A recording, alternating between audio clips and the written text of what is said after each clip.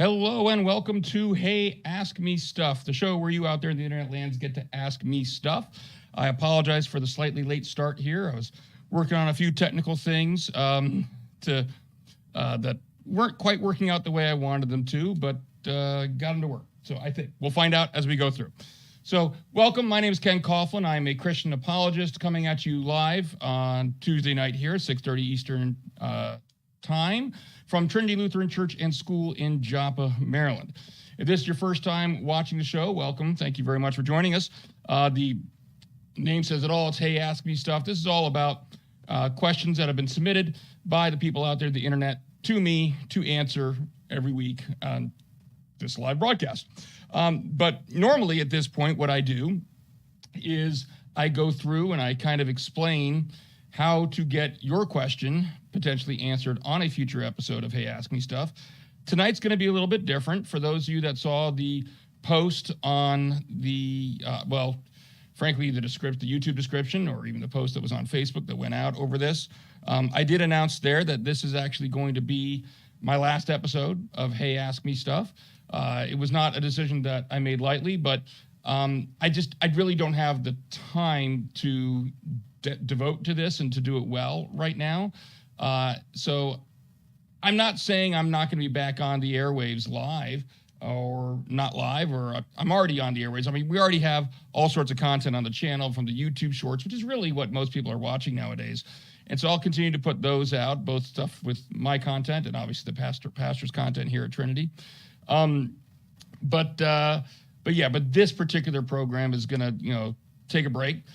Might be back, might not be, I don't know, might come back in a new form. I mean, those of you that have been subscribers to the channel for a while now probably remember the good old show with Ben Lander and I, where we did Trinity Talk Live. And then that took a hiatus when Ben got a call to be a pastor up in Pennsylvania. And we kind of had the same conversation back then about, okay, this is the end of the show, but who knows what's going to come back. And it came back in the form of Hey, Ask Me Stuff, which has evolved itself as well. But we've been doing this show now for, I want to say, about 2 years-ish. I don't know. Somebody can look on the channel and check me on that. But it's been around for a while, and I've just decided this is kind of, it's run its course. And frankly, if I don't have time to do it well, then I don't want to do it.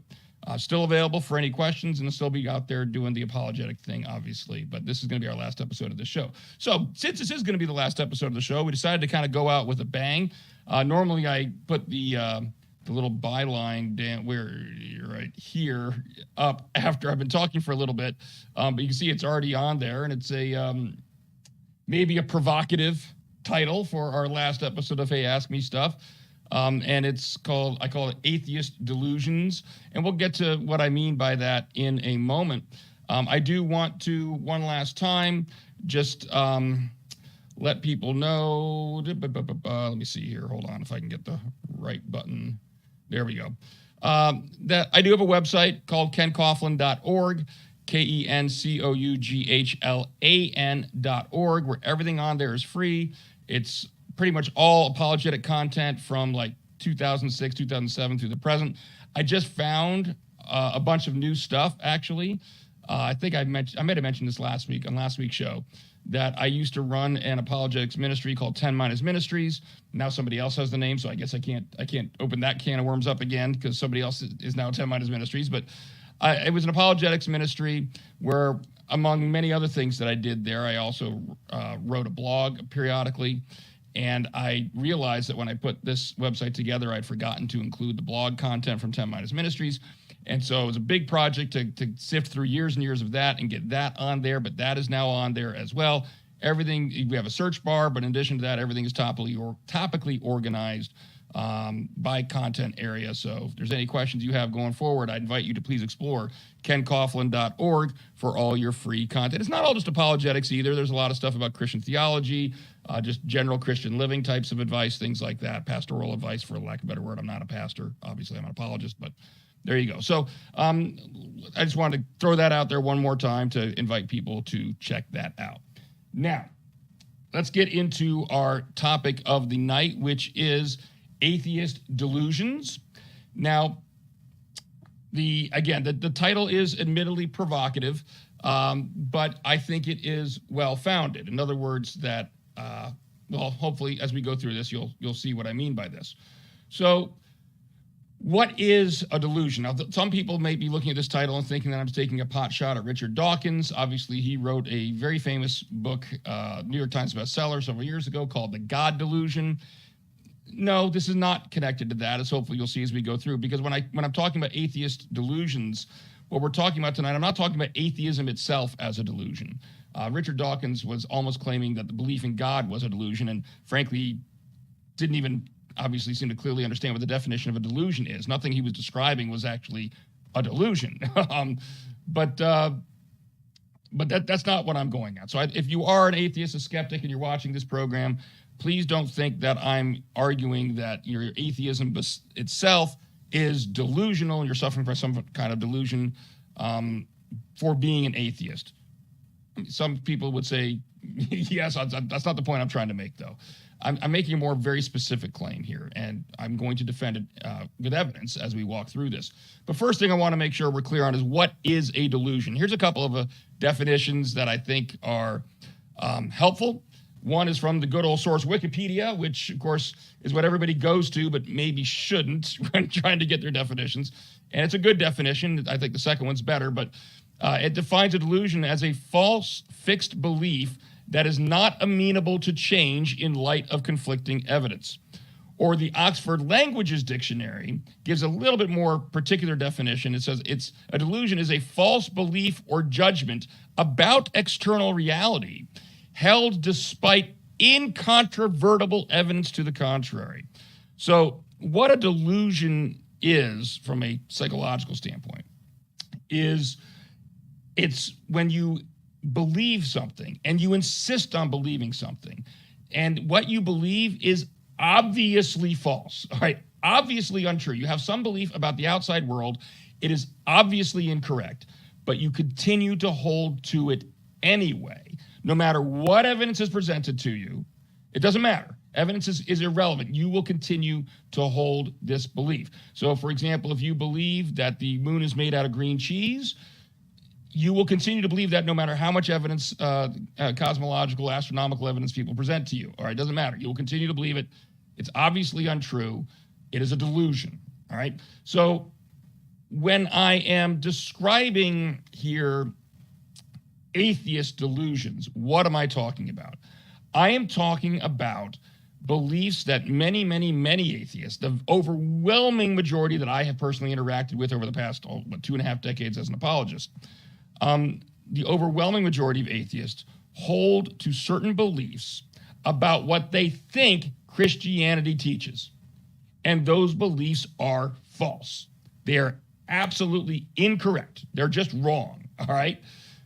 But no matter how many times these atheists speak to Christians and Christians tell them that's not what Christianity teaches, they continue to hold to their belief that that is what Christianity teaches, all right? In logical terms, it's what's called a straw man. Have you ever heard of a straw man argument? I gave this example to my Christian ed students last year where I said, you know, if you were walking down the street and you had two choices, you had to push somebody over. You're being required to push someone to the ground and you have to succeed. On your right, you have Dwayne "The Rock" Johnson. On your left, you have, we'll call it a statue of Dwayne "The Rock" Johnson, but it's made completely out of straw. Which one do you think you're going to have an easier time pushing over? I know for me, the answer is the straw man, right? I ain't pushing Dwayne Johnson over. I would probably bounce off of him trying to push him over, all right? The straw man is obviously an easier one to take down. That is the imagery of this logical fallacy called the straw man fallacy. And what it refers to is when you are faced with an argument that someone is presenting to you. Maybe you unconsciously even don't feel that you can adequately respond to that argument. You don't like it, but you don't have an answer to it. So what you do is you create a false version of it, a straw version of it, something that is not the genuine article, but you tell everyone it is the genuine article. And of course, what the version you're giving is a lot easier for you to knock down than the real thing. That is a straw man fallacy. When you give a false version of your opponent's argument, that is easier to tear down, and then you proceed to tear down the false version. Well, when you do that, obviously you haven't addressed the real thing at all. It's kind of like if I push over that straw statue of Dwayne Johnson, I haven't shown the world that I'm capable of pushing over the real Dwayne Johnson, have I? I haven't even tried to push over the real Dwayne Johnson. That's what a straw man argument is. And in logical terms, everything I'm talking about tonight is exactly that. It's where atheists are giving a straw man version of Christianity or of Christian philosophy or the Christian worldview, and acting like it's the real thing and telling people this is what Christians believe. Isn't this silly? Ha, ha, ha, silly little Christians. Well, of course, the version they're putting out there is silly, but that's not what Christians believe, all right? And I struggled when I was a younger apologist. I got to say, I really struggled with this because it just boggled my mind, because I would see, not just in my own personal apologetic experience, but in other apologists, either that were friends of mine or that I was watching on YouTube or whatever, I would see these same atheists corrected time and time again. They were told over and over again by Christians that that is not what Christianity teaches. And yet, the very next time I see that atheist speaking of the subject, they go right back to saying, this is what Christians think. And it was frustrating for me. I wanted to pull my hair out, because like, how can any rational person do this? And we'll talk a little bit at the end of the show here about what the conclusions I've come to in response to that question. But it just always puzzled me, because I always like, well, wait a minute, if the shoe was on the other foot, how would the atheist feel? I mean, if I were to come up, seriously, if you wanted to know what Christians believe, don't you think the best source of information for that would be Christians, right? That's what you'd ask Christians and let them tell you what they believe. Just like if I want to know what an atheist believes, I'm going to go talk to an atheist, and they get the privilege of telling me what they believe. I don't get to tell them what they believe. They get to tell me what they believe. I mean, imagine if I were to walk up to an atheist and say, oh, you're an atheist? Well, then that means that you worship Jesus Christ as your Lord and Savior. They look at me cross-eyed, say, no, you clearly don't know what atheism means. And I could just say, no. I know you're the atheist, but I am telling you that's what you believe. That's what atheism teaches. I would venture a guess that every atheist on the face of the earth would comprehend that in that context, that what I'd be doing would be illegitimate.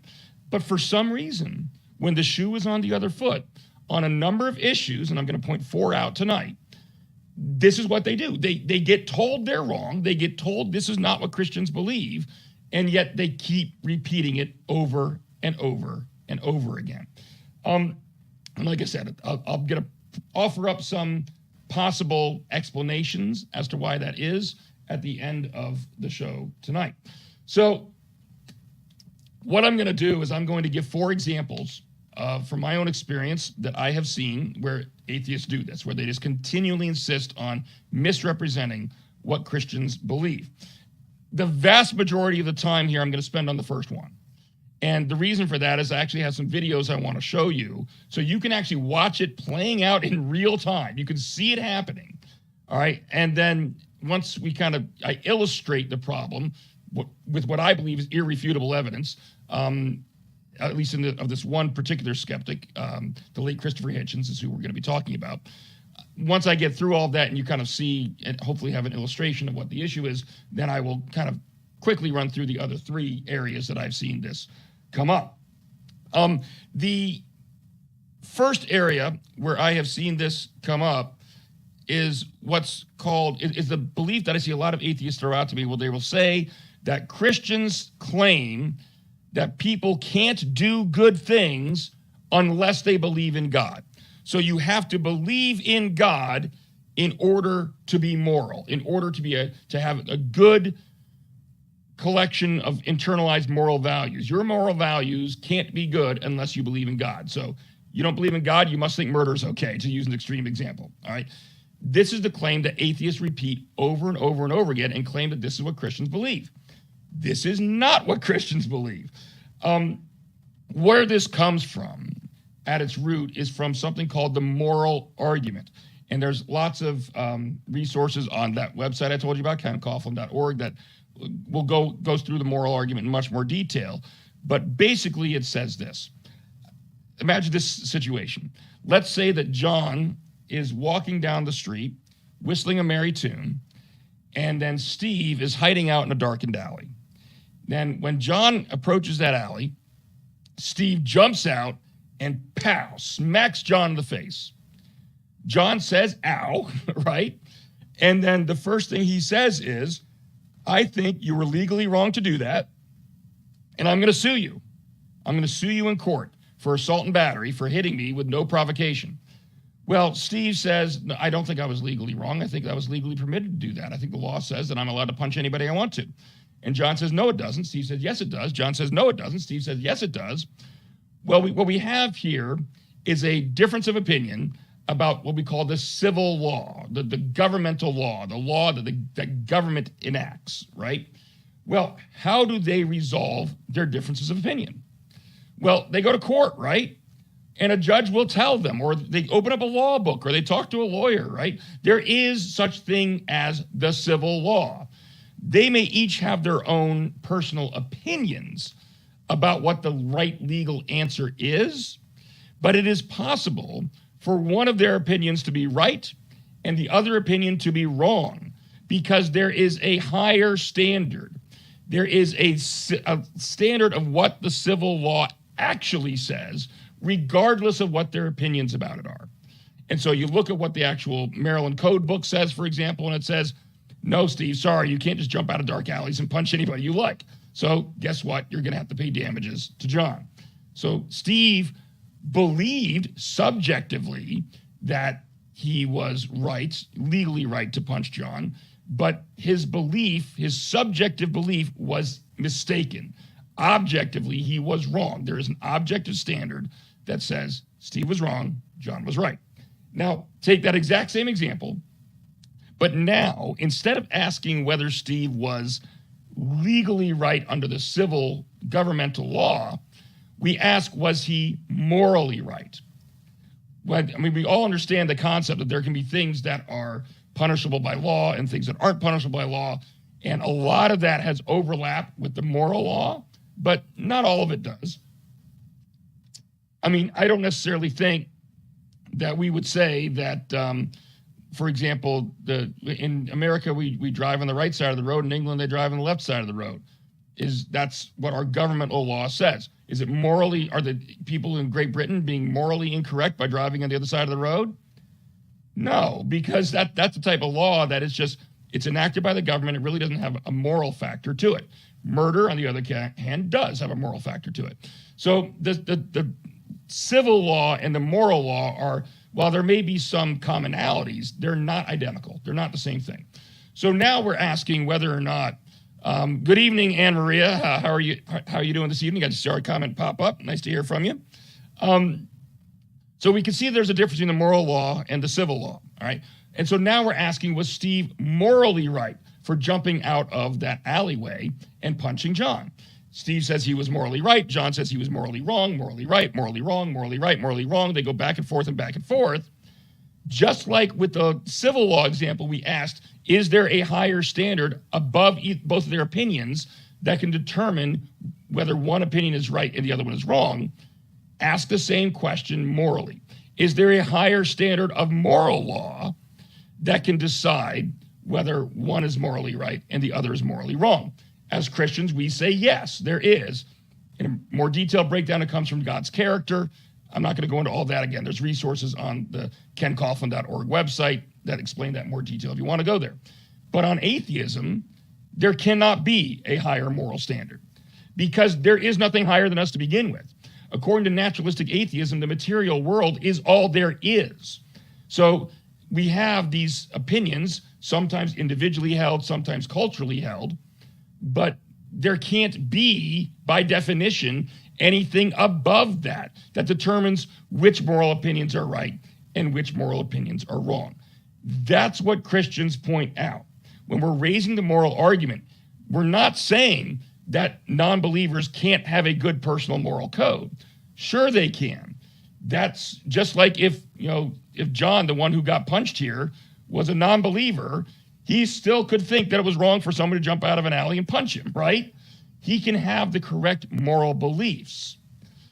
The problem is, atheism can't justify that. They can't say that one person's moral belief is any more right or wrong than any other person's moral belief. So, but we all do this all the time. I mean, the moment an atheist says the Nazis did something morally wrong, or what they more commonly say, they try to say God has done things morally wrong, and this is where they get themselves in a trap. They'll say that God allowing suffering and evil is morally wrong, it's shameful, it's disgusting. Well, morally wrong by whose standard? Because if all morality is just our own subjective opinions, then there's no such thing as something being actually morally wrong. When you say you think that the Nazis did something wrong, all you're saying is you would have preferred they not do that. Your moral opinions become nothing more than the same thing as you saying you prefer one flavor of ice cream over another. It's all just personal preference. And that, for most people, is a problem. So that's what the moral argument says. So what we're going to do here as we dive through this first atheist delusion, and remember, the delusion I'm saying is that atheists claim Christians believe that people can't do good things unless they believe in God. I'm going to show you some clips, some short clips from 3 different debates. All 3 of these debates involved the late Christopher Hitchens. He was an atheist. He was a journalist. The first debate took place on September 9th, 2008, and this was between Mr. Hitchens and Frank Turek. Frank Turek is the founder of Cross-Examined Ministries here. Happy to be part of Trinity. Thank you, Anne-Marie. We are glad that you are part of Trinity as well. Welcome. I don't know if you want me to talk about it on the air, but we all know what happened this past Sunday, right? As far as you joining, because I just did stay back in the air. So welcome. We're thrilled to have you here. So anyway, so that this first debate is from Christopher Hitchens versus Frank Turek, September 9th, 2008. And I'll break in and I'll talk about each clip after we watch it. But what you're going to see in each of these clips is Christopher Hitchens arguing exactly what I said. Pay attention to what he says. He's going to argue as if he thinks that Christians believe that in order to do good, in order to have a personal good moral code, you have to believe in God. All right? Let's watch the first clip here. I find it extraordinary that it can be said on a university campus in this year of grace that without God, humans are capable of doing anything. That there is no moral restraint upon us if we don't concur in the idea that we are the property and creation of a supreme being.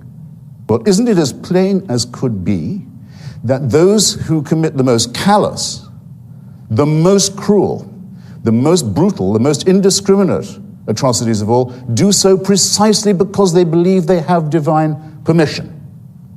Let me put the question in another form that I've put in now. Every forum from YouTube to C-SPAN, to the wireless, to the print, to the radio, to the television, and innumerable forums to those who say that without God there can be no morality. You are to ask yourself 2 questions. You are to name a moral action undertaken, or a moral and ethical statement made by a believer. I dare say you can do it. You are then to say that you can not imagine a non-believer making this moral statement or undertaking this moral action. Can you now think, can any of you think, don't have to answer now, you have all night, and you have my email.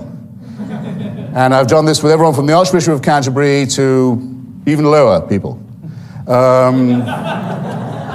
You name me the ethical and moral actional statement that a believer can make and an unbeliever cannot, and there's a prize, and I'll tell you about that later. Now there's a second question. Think of something wicked that only a believer would be likely to do, or something wicked that only a believer would be likely to say. You've already thought of it. How dare anybody, how dare anyone who speaks for religion say of us, the secular and the non-believers, that we are the immoral ones? It is itself a wicked thing to say. Itself an absolutely indefensible. Everyone has to understand that it is those who feel that the divine is prompting them, who feel they're permitted anything and everything. And it is those who are the leading, most salient, most violent, most vicious opponents of the values and civilization that Thomas Jefferson stood for and promulgated. I find it extraordinary that it can be said.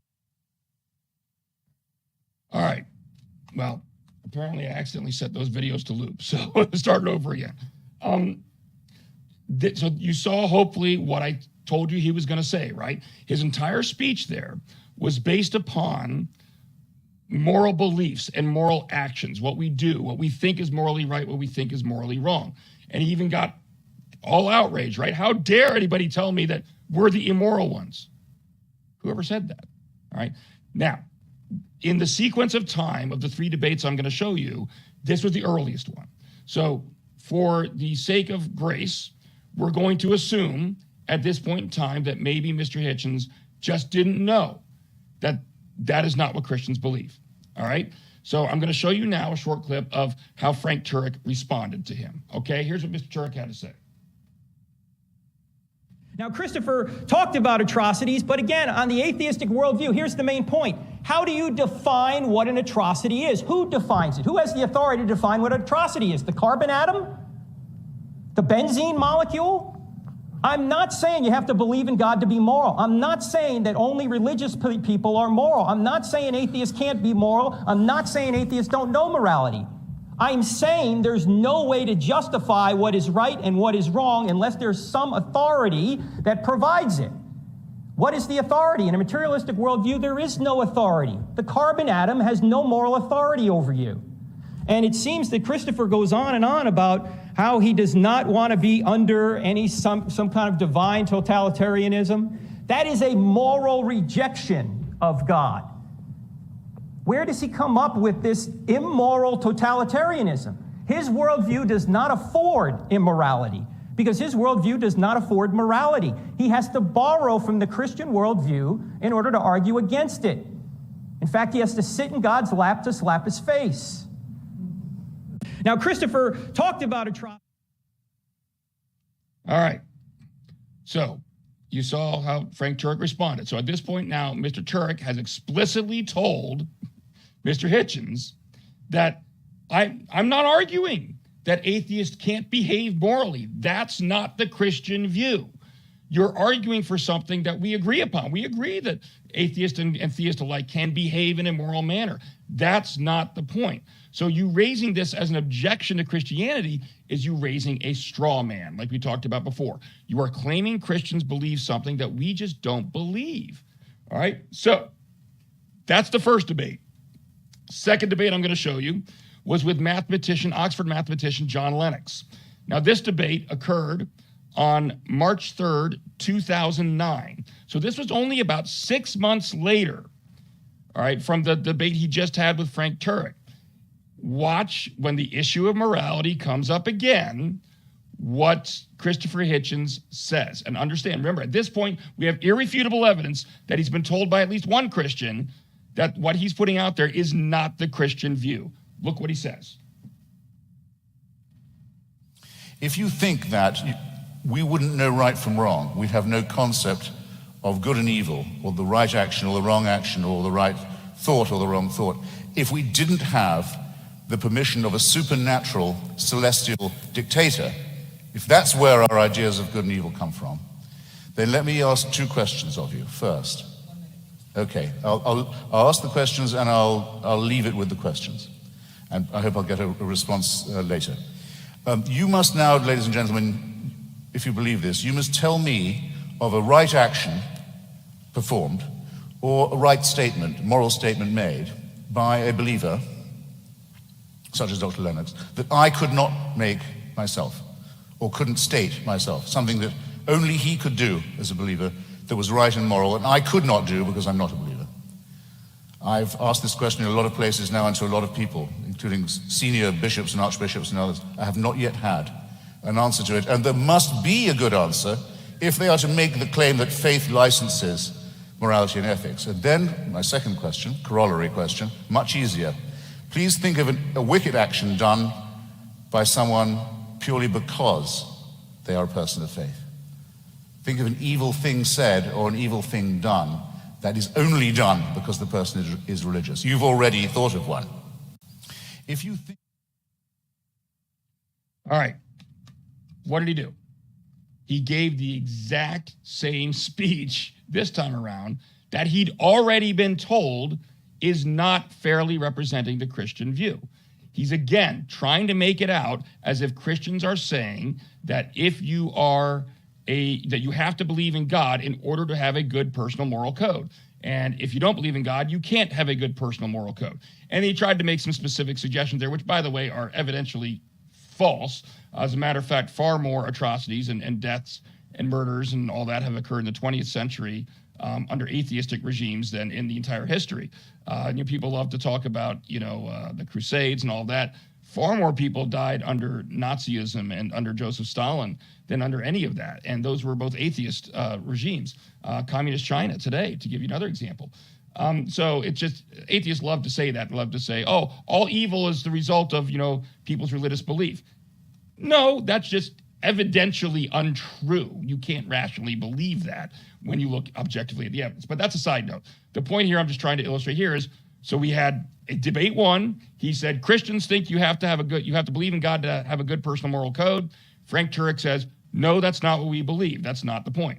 Debate two comes up. He says, again, Christians believe you have to believe in God in order to have a good personal moral code. Let's see what John Lennox, another Christian, John Lennox, again, Oxford mathematician, what does he have to say? Now, we heard a challenge from Mr. Hitchens that he throws out all over the place. Can we think of a right action that can be made only by a Christian and not by an atheist? It's actually a very subtly interesting question to me, because there are certain presuppositions behind it that I'd like to briefly deal with in closing. One is this. From where I sit, ladies and gentlemen, whether a person is an atheist or a Christian or anything else, they are made in the image of God, and therefore they are moral beings. Therefore they're capable of seeing good and doing good. And sometimes my atheist friends could put me to shame. So there is that basic moral compass, which makes Mr. Hitchens' question a little bit beside the point. But if I were going to answer his question directly, I'm not convinced that William Wilberforce would have liberated slavery as he did if his motivation had been atheism. Because I noticed that Wilberforce liberated slaves only to have slavery reintroduced by Nazi Germany and communism in the 20th century. There is no guarantee, ladies and gentlemen, that the abolition of God will mean the abolition of the captivity of man. But my final answer to his question is this. Can I name a good action that no atheist could do? Yes, I can. I can name one that no person of whatever worldview could do. And that is to give his life for the sins of the world. It is that characterized Jesus Christ as the one who was God, and that is unparalleled in its majesty and in its confirmation that God is truly great. Now we heard... All right. So again here, I do like the fact that he did actually, Dr. Lennox did give a pointed direct response to Mr. Hitchens' challenge. We're going to see that again coming up, because Mr. Hitchens likes to say, I've never gotten an answer to these questions. Well, yes, you have. And that's kind of maybe another example of this atheistic delusion that I'm talking about here on the show. It's like for you to continue to repeat that no one's ever answered these questions, these challenges. And I'm going to show you in the next series of debate videos, 2 more responses that he has received. People have answered those questions, but he still goes around telling people nobody's ever been able to answer these questions. Yeah, they have. Are you just ignoring it? But again, keeping that focus. So now we have, in the first debate, he says Christians believe that you have to believe in God in order to have a good moral code. Frank Turek says, no, we don't. Second debate, he comes right up again and says, Christians say you have to believe in God to have a good moral code. John Lennox says, no, we don't. Third and final debate that I'm going to show you clips from. This is from Dr. William Lane Craig of Biola University and the founder of Reasonable Faith Ministries. Also pretty cool. He just did a podcast on me a few months ago. I just stumbled across it on the internet. I had done a book review for Lutheran Core of one of his books, The Blackwell Companion to Natural Theology, and somehow Dr. Craig found out about it, and they actually did an episode of their podcast kind of walking through my review of the book. I thought it was pretty cool. So anyway, that's a side note. So this is a debate that Christopher Hitchens had on April 4th, 2009. So whereas the distance in time between the first debate and the second was about 6 months, this third debate is just about a month later. This is about 1 month after he just debated John Lennox. He's now debating William Lane Craig, and the issue of morality comes up again. Look what he says the third time. To get to the moral dimension, and I'm interested that the word objective morality is the one that Dr. Craig chooses. Usually arguments about morality are whether morality is, so to say, absolute or whether it's relative. As to objectivity, I think it's a very good compromise word, by the way, and I'm very happy to accept it. But the problem with morality is this, in respect of religion. You can't prove that anyone behaves any better if they refer this problem upward to a supreme dictator of a celestial kind. There are two questions that I've asked in public, and I'll try them again, because I try them on every audience. They're very simple ones. First, you have to name for me, or challenges, let's say, rather than questions. You have to name for me an ethical action or an ethical statement or moral action, moral statement made or undertaken by a believer that I couldn't undertake or say, I couldn't state or do. I haven't yet had an example pointed out of that to me. In other words, that a person of faith would have an advantage by being able to call upon divine sanction. Whereas if I ask you to think of a wicked act undertaken by someone in the name of God or because of their faith, you wouldn't have, or a wicked statement made, you wouldn't have that much difficulty, I think, in coming up with an example right away. So the argument isn't at all advanced by saying that I couldn't know any of this. I couldn't have any moral promptings. I couldn't decide for myself if I see a pregnant woman being kicked in the stomach, that because she's pregnant, that's obviously worse than if it was just a woman who wasn't pregnant being kicked in the stomach. This is part of my patrimony as a human being. It's part of the essential emotional solidarity that I need to have with my fellow creatures to make us realize that we are brothers and sisters, one with another. We are dependent upon each other. We have duties. We have expectations of one another. And that if we didn't have these and try and fulfill them, we couldn't have got as far as we have. We couldn't have evolved as a species. We couldn't have ever had a society to get to the moral. I love that one of those last things he said. We have duties. Really? In other words, we owe moral duties to each other. Really? Why? I mean, that's the point. He just kind of says it summarily at the end. Well, obviously, we have duties to each other. No, Christopher, that's the whole point. That's what the moral argument is really pointing out, that on atheism, there's no reason to believe anyone owes a moral duty to anyone else, because there's no higher moral standard that we are under any obligation to obey. It's all just our own personal opinions. And so it's funny to me that he just throws that in there and doesn't realize, it's like, no, Christopher, no, let's expand on that a little bit, because that's what we're really talking about, not what you've been spending all the rest of this time talking about, where yet again he went through and said, well, look, no one that Christians, you can't name anything that I could do or that you could do as a Christian that I can't do as an atheist. And we might as well as Christians say, you're right, we can't. We never said we never said that was the case. Nobody said ever otherwise, Christopher. So why do you keep bringing this up over and over and over again when we don't disagree on this? That's not what any of us have ever argued. It's that atheistic delusion where he's got this idea stuck in his head about what Christianity must teach, what Christians must believe.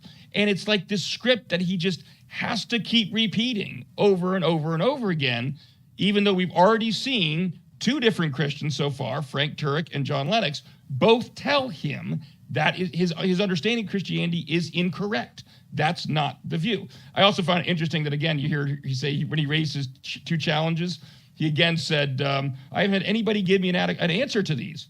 Really? We just saw a week ago a video I just showed you where just literally 1 week prior, or 1 month prior, he had someone answer him. But here he is again standing in front of the audience saying, no one's ever answered me.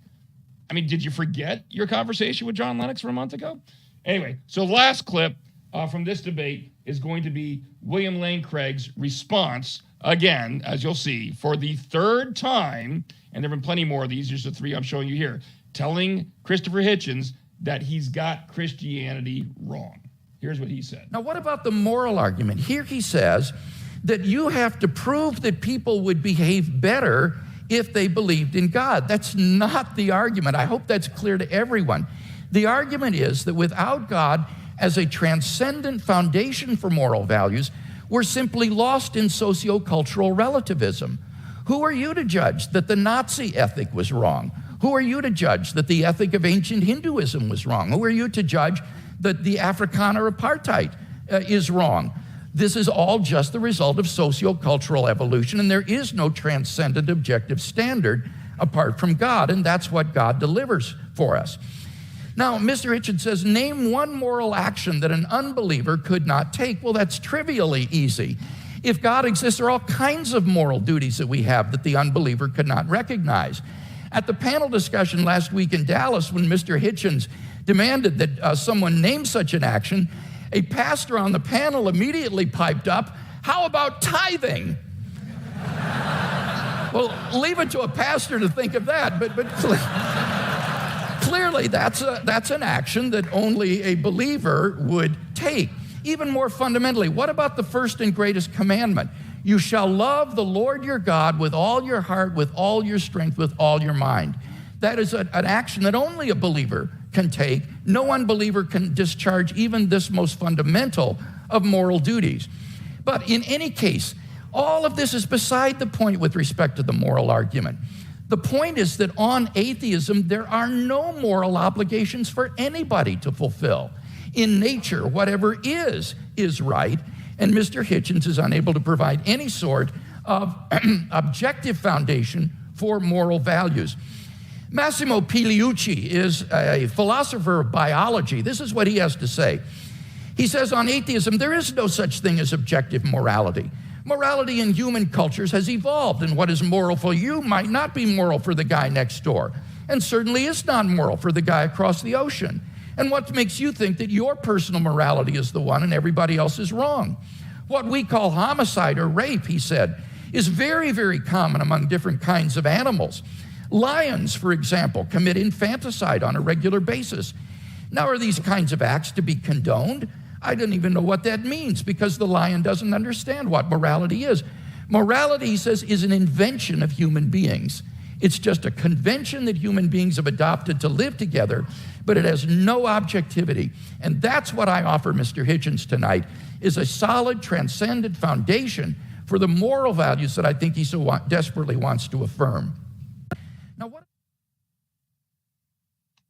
All right. So I love that. Again, we saw him referring to the pastor answered Christopher Hitchens' challenges, and of course, Dr. Craig did there as well. But in summary, what did we see here?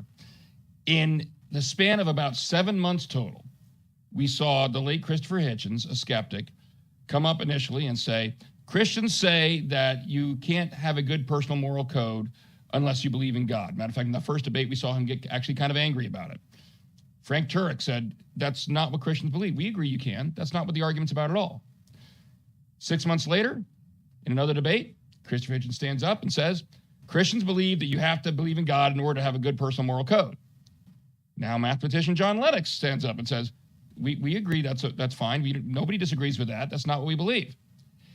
1 month later, he stands up in front of a crowd, with William Lane Craig, and says, Christians say that you have to believe in God to have a good moral code. Dr. Craig says, no, we don't. 3 times I've shown you where he has repeated the same incorrect belief or statement about Christianity 3 times, Christians themselves told him that's not what we believe. This is why I use the analogy of a delusion to describe this phenomenon. Because again, if you want to know what someone believes, wouldn't you think the best source is to ask that person?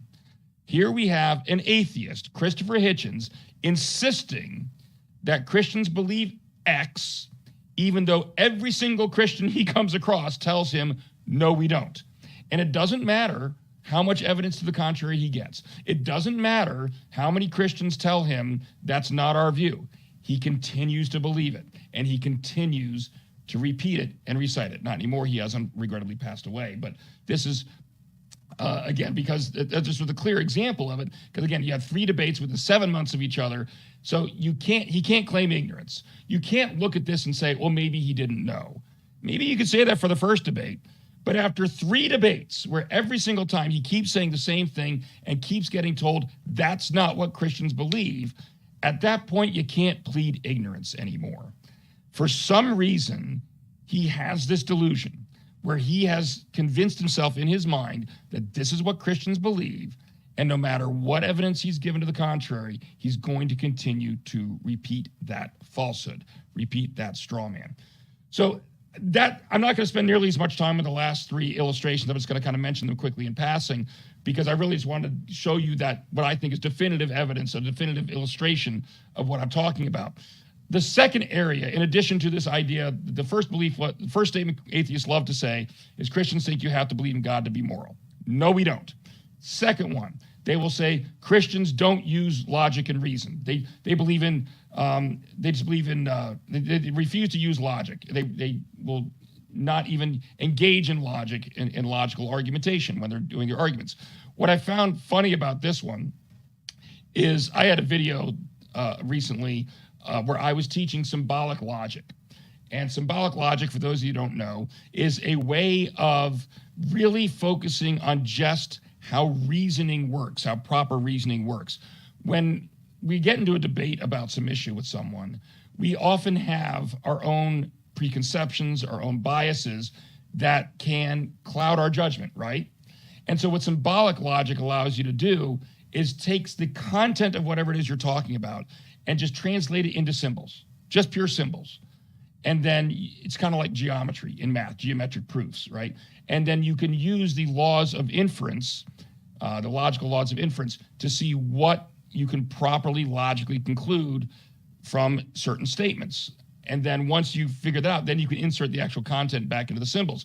But you just use symbols to follow just the logical reasoning. And so I was teaching a class about this, and specifically encouraging Christians to do this, to use this. And I find it because I got this comment. This is a comment that I got in the comment section. Somebody said, watching a Christian try to use logic is like watching a dog ride a skateboard. It's amusing at first, but then you realize they can only go downhill. Obviously saying it's laughable that Christians claim to use logic. Here's why, when I saw that, it just amazes me. It shows that it doesn't matter what evidence I show you. I mean, think about what video this comment showed up on. This comment claiming that Christians don't use logic was on a video of a Christian encouraging other Christians to use logic. I mean, you can't make this stuff up. You can't make this stuff up. It's like there could not possibly be any better counter evidence than that, right? I mean, you're literally seeing a Christian tell other Christians use logic, and your response is Christians don't use logic. And because clearly this is a belief, a statement that gets bandied about in atheistic circles, and they believe it. And it's just also what happens, the danger of any human, surrounding yourself with a group of yes men, putting yourself in a bubble of like-minded people. You hear something often enough from people who just think the same way you do, and you internalize it. And anyway, this one boggled my mind. So it's like literally watching a Christian teach logic and telling other Christians to use it isn't enough evidence to convince you that Christians actually do value logic. What would be? I mean, literally at that point, nothing would be, all right? The third area that I've seen this come up in, and this is kind of related to that, there's a statement that Christians don't use logic, and there's the statement that Christians just believe in blind faith. Blind faith, that Christians, you believe in blind faith, so that, no, it's the reverse. It's basically accusing Christians of being the delusional ones. It's saying that Christianity is based on faith, right? Yes, it is. That much is true. So therefore, Christians, you are commanded to believe something, not just with a lack of evidence for it, but even if all the evidence definitively proves that what you believe is false, you're still supposed to believe it. That's what God tells you to do, because God tells you to have faith. And what are they doing? They're equating faith with blind faith, right? This idea of blind faith. Newsflash, folks, that's not what Christianity teaches by faith. Have you ever heard of having faith in a person? Christian faith is faith in. It's faith in Christ. It's an analogous word that I often give is trust. To say that we should have our faith in Christ is like saying we should trust Christ. An illustration I give from time to time is when my son was younger, not anymore, he's 17 years old now, we don't do this anymore, but when he was a toddler, he would stand on the stairs in our house and he would jump off into my arms and I would catch him. Well, one day I had my back turned to him. I didn't realize he was there. And all of a sudden I just hear, "Daddy!" And I turn around and see my young son is already midair, jumping toward me, arms wide. I caught him. All right. So I did catch him, thankfully. But I use that as an illustration that my son had faith in me. He had faith that I would catch him, right? Was it a blind faith? Like the type of faith that even if all the evidence was against it, he still was supposed to believe it? No. He had enough reason to trust me in that every single time he had jumped off those stairs in the past, I had always caught him. Now, did he have 100% logical certainty that I would catch him? No, he didn't. That's where trust comes in. Romans 1:20, the God's invisible qualities can be seen by what has been made, shows us that God does give us enough that it is reasonable to believe in him. And he gives us enough that should warrant faith, trust in him. It's our hardened heart and our fallenness that gets in the way of that, put a pin in that. We'll come back to that in a second. So, yeah, Christians don't believe in blind faith. When we say faith, that's what we're talking about. We're talking about putting our faith in a person, in the person of Jesus Christ, right? We're not talking about blind faith in the sense of believing even when there's no evidence to believe and even all the evidence shows to the contrary. But I can't tell you, I've had many discussions. Again, sometimes I want to pull my hair out because I'll have discussions with atheists that will say that this is what you believe. And I say, no, that's actually not what Christianity teaches. Christianity teaches faith in the sense of trust, having trust in a person. And say, well, that's not what faith means. This is how they come back at me.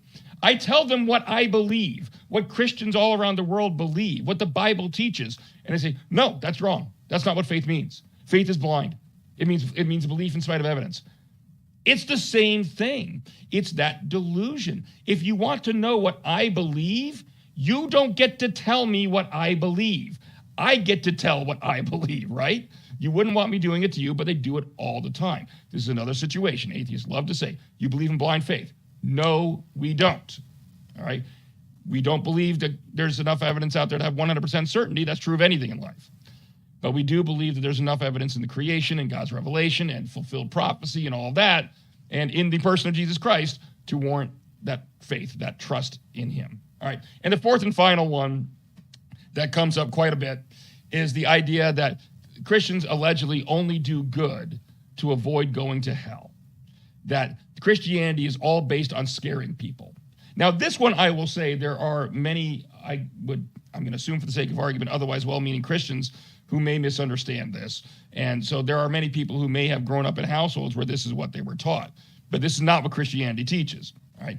Yes, we do believe in hell. All right. Yes, hell is eternal separation from God, described in context of weeping and gnashing of teeth going on. So there's a lot of, I talked about some of this in the series I did on the end times. But the reason, the motivation for doing right under Christian theology is not just to get it. It's not a get out of jail free card. It's not a get out of hell free card. It's not because we're afraid of hell. Therefore, oh my gosh, you better do good or else you're going to burn forever. That is not Christianity. What Christianity teaches as far as the proper motivation for doing good is one of gratitude. And again, analogy I give sometimes is pretend you couldn't swim and you fall overboard in a boat and you're drowning. And someone swims from the shore and rescues you and brings you to shore safely. What's your reaction going to be at that point in time? Are you just going to walk away without saying anything to them? I would venture probably not. You're going to be immensely grateful and want to express your gratitude toward them in some way. Maybe you're going to want to take them out to dinner. You're going to be, thank you, thank you, thank you, thank you, thank you. You're going to want to do something to show how grateful you are to them. Well, if you would do that for someone who just rescued you from drowning, how much more so should you do that for someone who literally rescued you from eternal separation from God, from hell, all right? And so that's the motivation for doing good. This is our way of showing gratitude to Jesus for the sacrifice that he made for us, for giving us this salvation. And therefore, he is our Lord. We accept him as our Lord and therefore do what he asks us to do, because that is the proper and appropriate response based on what he did for us. He took the first action, right?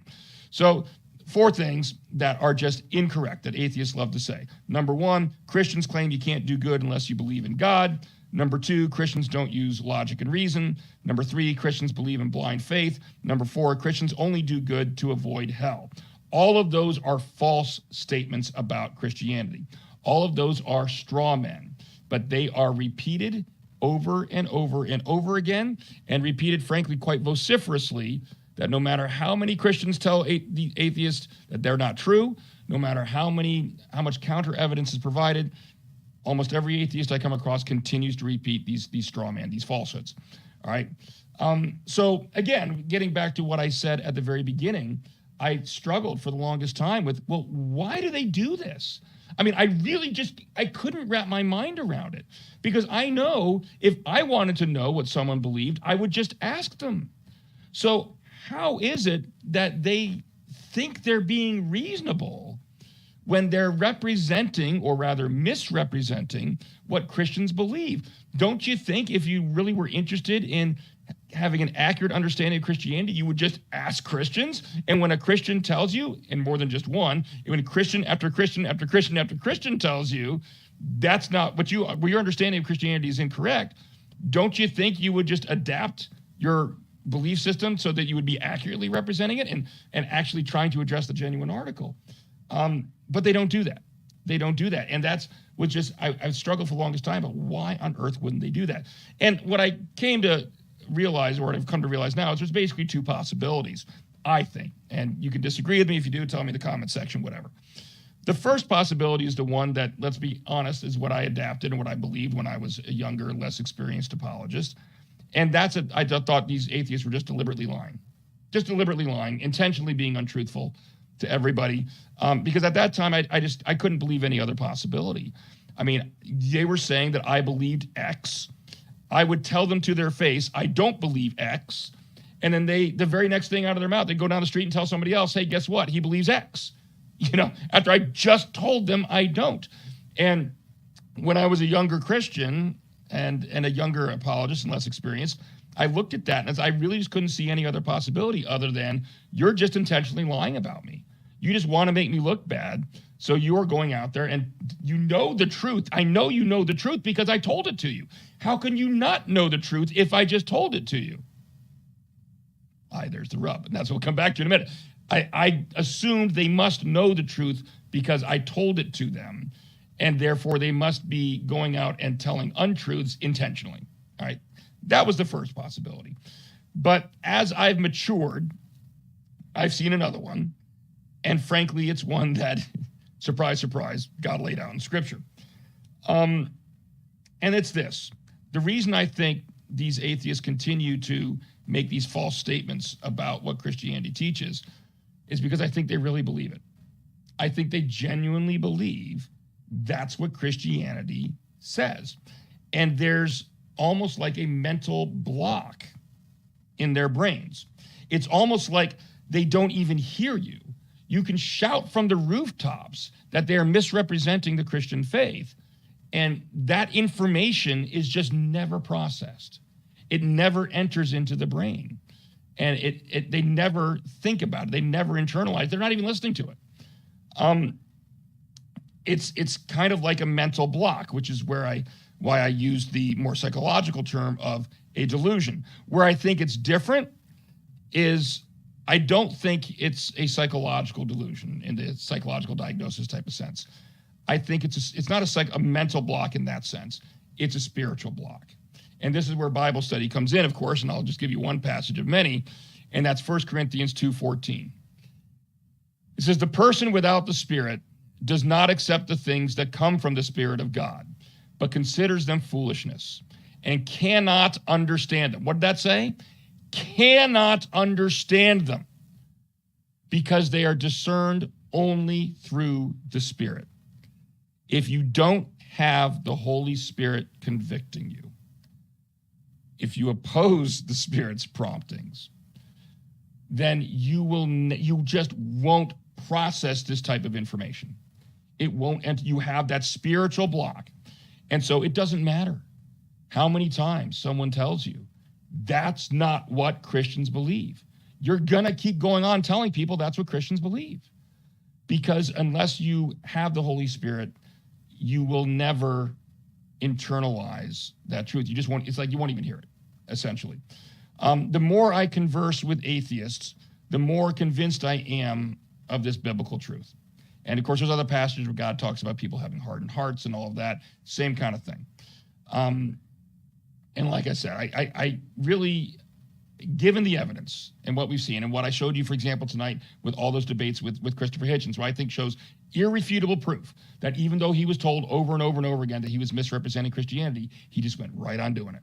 He just went right on doing it. Given that evidence, again, I think there's only two possibilities. Either God is describing them correctly and they just can't see how obviously illogical they're being, how obviously hypocritical they're being, because they would never let someone else tell them what they believe, but they are insisting on telling Christians what Christians believe.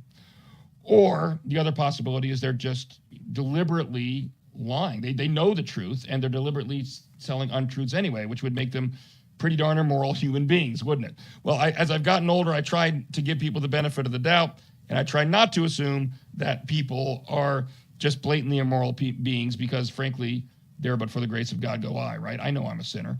And so I don't want to be casting stones and saying, oh, you're this most immoral human person out there intentionally lying to people, if there's another possibility. And I think there is another possibility. Because they don't have the Spirit, they cannot recognize how illogical they are being. And of course, this affirms that, hey, surprise, surprise, God knows what he's talking about, right?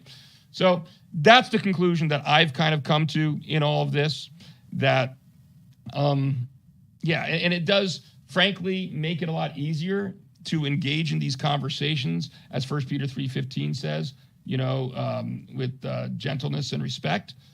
And not that I always live up to that either. I'm human. I fail, of course. But if you start to realize that, yes, people are going to go out there and they're going to lie about you.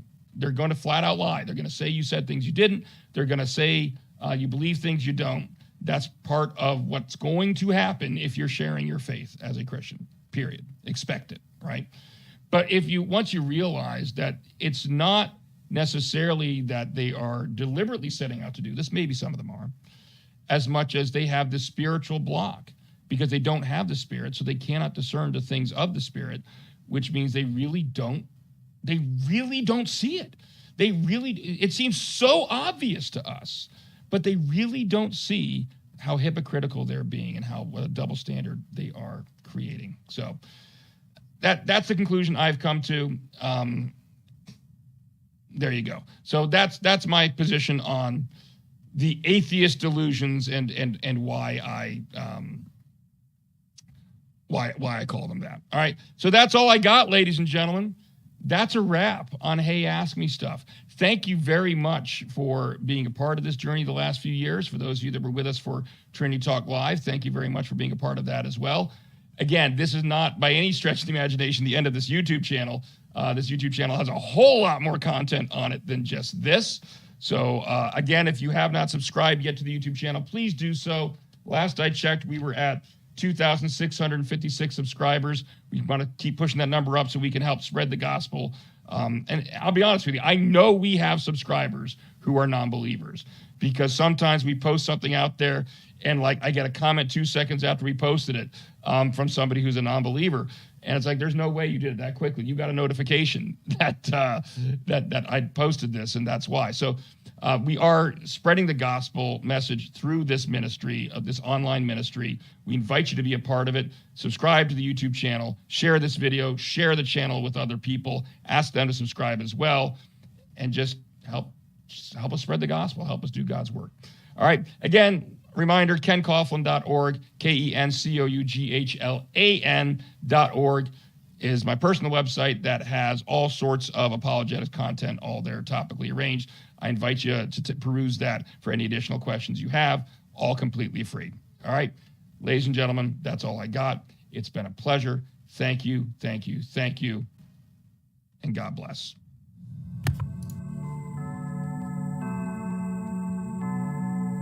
Thank you.